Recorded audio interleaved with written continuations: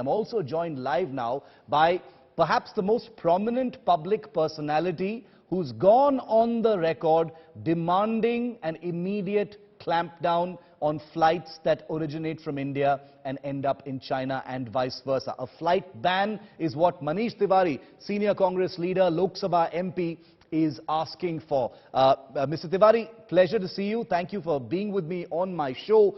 Straight off, I'll ask you, sir, why are you asking for this flight ban at this time? Well, good evening, Shiv. First of all, thank you for having me on your show. It's always a pleasure being with someone as erudite as you. Whatever visuals are coming out of China, they seem to suggest that the virus is ripping through Chinese society. Yeah. Their health system seems to be overwhelmed. Their hospital seems to be overstretched. Ostensibly, international newspapers are reporting that their mortuaries are overflowing. So obviously, this is a cause of concern. And if you juxtapose it with the spike in the United States of America, Japan, South Korea, and even Brazil, which are really diverse geographies, it obviously goes to show that it is not over till it is finally over. And so therefore, COVID seems to be back. And if this is a new variant, and a new variant which, God forbid, is more infectious, if not lethal, then I think as a first step, the government must ban all travel to and fro from China. I'm given to understand that perhaps there are no direct flights between India and China currently. But obviously, there's a lot of traffic through Hong Kong and through various other destinations. Yes. So government should take a considered call. Because we saw what happened in the March, April of 2021, when the second wave just completely devastated and overwhelmed us. Indeed. And Mr. Tewari, you're right. India doesn't have any current direct flights with China. It hasn't had them since late 2019, early 2020. Do you think a decision as far as banning flights needs to be taken with some urgency? You know, not with the same sort of criteria that perhaps were applied in 2019. Now we know a lot more. Look, we share a common border with China, and the virus respects no boundaries at all. Yeah. And if you were to rewind back to the March of 2020, the reason why Europe got devastated is because there were very, very strong trade linkages between Milan, where the leather industry or the high fashion leather industry is based, and China, where the manufacturing was taking place. And one of the criticisms of the Trump presidency was that he took a very, very long time to ban flights coming in from China. So I think we should learn from the experience of the past 2 years and not wait for a spike in cases, because as we realize to our own peril, you can get overwhelmed very, very quickly before you can say Jack Robinson. Very and like there is like another happening case in in point, Shiv, which has been intriguing me. Well, China claimed that they have almost 100% immunization of their population. In fact, one of the first vaccines which came out was a Chinese vaccine. Yes. And so therefore, if this is what is happening, notwithstanding the vaccine, it raises questions about the efficaciousness of the vaccine also, because a large number of epidemiologists have been saying that this is like the flu shot in the US, which you need to take periodically every 4 months or something. So I think what the Chinese pandemic is doing is raising a lot of questions and concerns and queries, which I don't think should be swept under the carpet.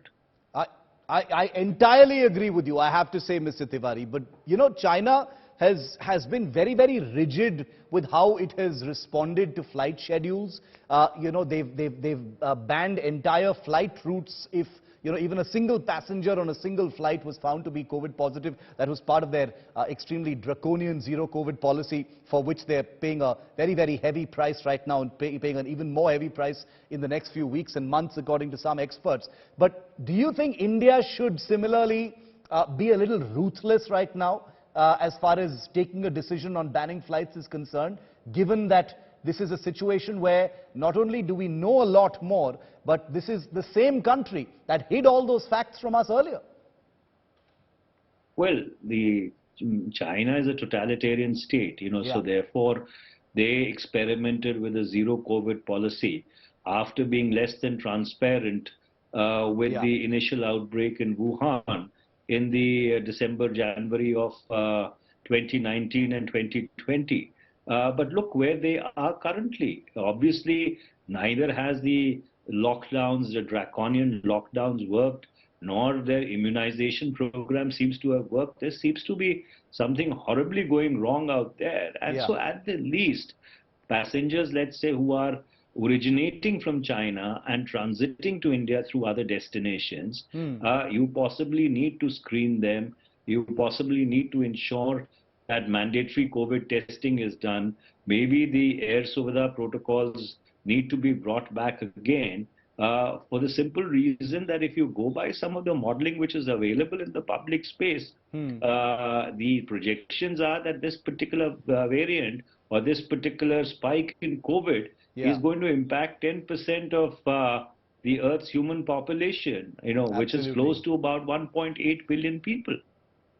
One final question, sir. And we've just reported on a survey that's been done by a polling agency which says that 7 in 10 people in country, or 8 in 10 people in the country who were surveyed, want this flight ban to happen as quickly as possible. Of course, there may be an emotional element to it, given what India faced thanks to China in the pandemic. But there's also a sense that, look, we need to take forward the lessons that we learned over 2 years ago. Mr. Tewari, my final question to you, is what is happening in China right now not also an indictment of the World Health Organization, which went out on a limb to try and portray, a scenario of nothing being too extreme, nothing being too wrong?